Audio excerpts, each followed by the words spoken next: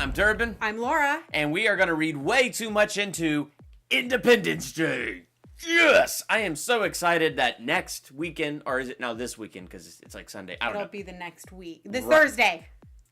Independence Day Resurgence, and I can't wait for it. I'm super excited, so I thought it'd be fun to go back and read way too much into Independence Day 20 years ago. Doesn't it make you feel old? But you know what I like? I like what they've done with it being 20 years apart, because now it's like we live in a world where we have the alien technology. Yeah. I mean, the previews make it look like we've grown and changed so we could be prepared, but not. Yeah. But we're not reviewing that because we haven't seen it yet. Yeah, I know. It's just so cool. But, you know, going back 20 years, I think I was in 6th grade when this movie came out.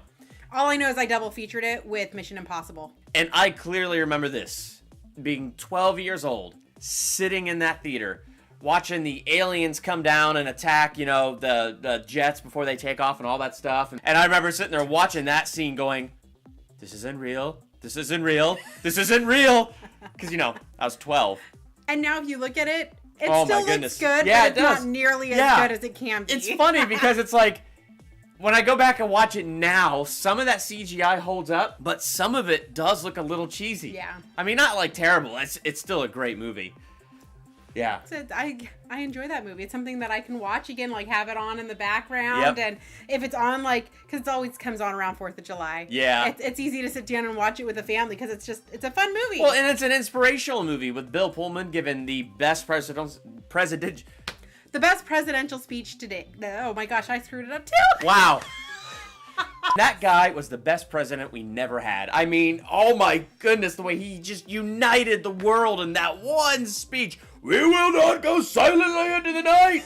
I get the chills even today when I watch that speech back. That's why the trailer with it in it is great. Oh, man. One thing that I've never been able to get out of my head. So I have this uncle, and one time I was watching Independence Day, and he's watching it too. And it was when the aliens first attacked, and you're watching all these explosions. Mm-hmm. So Will Smith's wife, our soon-to-be wife, soon-to-be fiance in the movie, is running with her kid Dylan, and they're running through the tunnel as the fire is coming at them. Now, as a 12-year-old kid, I'm just sitting there like tears in my eyes. It's so awesome. And then my uncle walks in, and I'm watching it on VHS. That's how old this is. He walks in, and he's like, that's an explosion. That would be moving so much faster, and they'd all be fried and dead. Thank you, Uncle David. Every time I watch that movie, that is exactly what I think now. I go, they should be dead. I thought that when I was 12 years old and saw the movie. I guess I'm just a dreamer. So if I was going to read way too much into this movie, I have to go back to Bill Pullman's speech, because one of the key things in his speech is, you know, we can't be consumed by petty differences anymore. And should we win the day, the 4th of July will no longer be an American holiday, but as the day that the world cried in one voice, we will not go quietly into the night. We're going to survive. We're going to live on. Today is our Independence Day. Oh, you messed that up. Today we celebrate our Independence Day. So picky. Well, if you're going to do it with gusto, do it right. Whatever, fine. We celebrate our it's done. The mood is past. Point is you get in that speech, and, you know, one of the key things he just keeps talking about is how we can't be consumed by our pettiness anymore. We can't let petty differences divide us. We now actually have to unite. We actually now have to come together and become a whole, and we have to, together, fight this massive threat. And it's funny because as I think about it, and I think about it this way, because, you know, I'm a churchgoer, and I read the Bible and things like that, so, you know, as I'm putting it together in that light, and I look at the church, and I look at how divided it is because of stupid, petty offenses, and how divided it gets between denominations because of these non-salvation issues that we just constantly fight, war, and bicker over. I'm not innocent of this. There's so many things I'm passionate about, and somebody will say a trigger, and, you know, Incredible Hulk starts coming out, and it's like, no, that is just trash, you know? So, yeah, I'm not saying that I'm innocent of this, but I'm saying one of the things that this movie does is it shows that when man was divided, they were trying to throw nukes at these guys, and the nukes weren't destroying the aliens, it was just destroying us. The more divided mankind got, the more they were unable to do anything. What man had to do was not be divided. They had to put aside those differences, and they had to work together as like one whole. And that's something that the Bible says the church is supposed to do. It's supposed to be one solid body that represents Jesus for who he is. And as one body, we're able to do great things. But a lot of times, I'm just saying, we don't act like one body. No.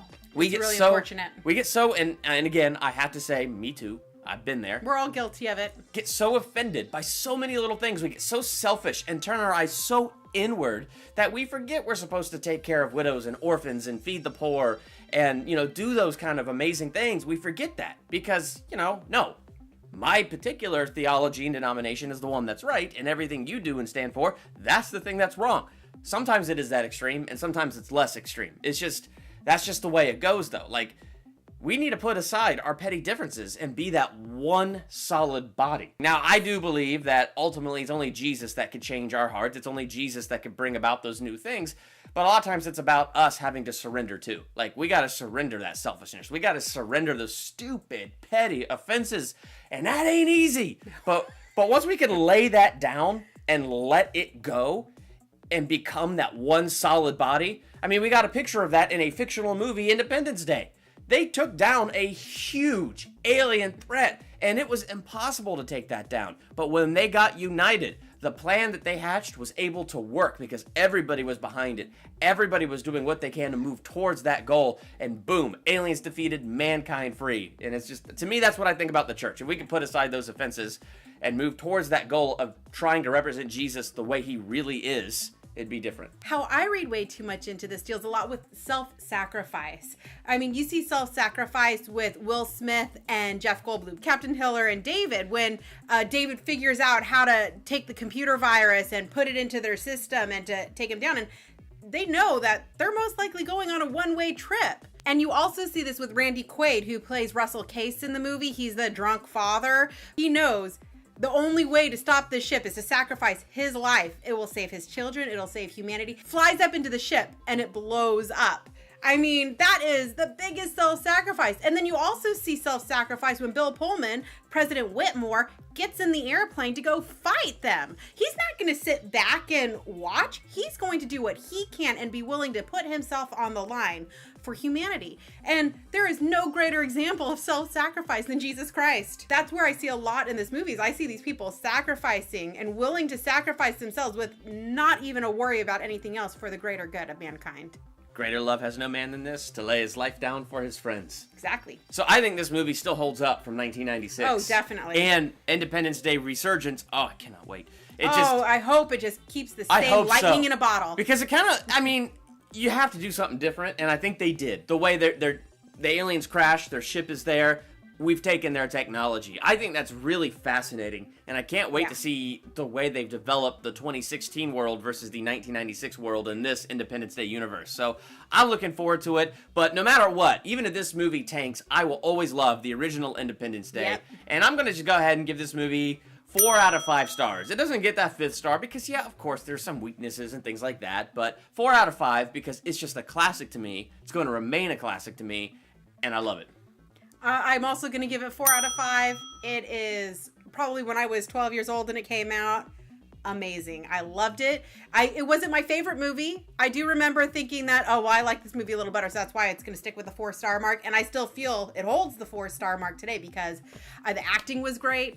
The chemistry was great. It was funny and it was serious. It filled a lot of the typical plots and the typical things that you like. And it hit it all really, really well. Yeah. Will Smith, I will be sad to not see you in I'm Resurgence. kind of bummed he's not going to be in it either. But your legacy of Captain Stephen Hiller will live on. Yes. All right. If you saw Independence Day, I hope you did, it's 20 years old. If you saw Independence Day, what did you think about it? How many stars would you give it? Let us know in the comments. I'm Durbin. I'm Laura. Thank you so much for checking out Durbania.